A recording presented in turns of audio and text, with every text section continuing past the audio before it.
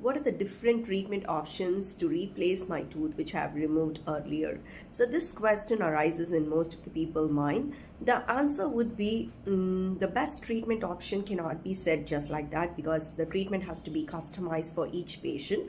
But I will give you a broader idea what are the different treatment options to replace the tooth. The first option would be implant, wherein we put an titanium screw inside the bone, and we have to wait for a while. In some cases we can immediately put a cap over it. The second option would be the bridge, wherein we take the support of the adjacent tooth, the next tooth, and we put a fixed replacement of the missing teeth.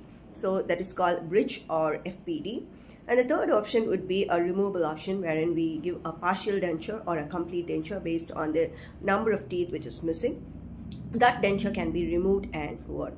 So based on your need and the structures which is present in your mouth, the doctor will decide which treatment is ideal for you. Kindly visit your dentist if you have a missing teeth. Thank you.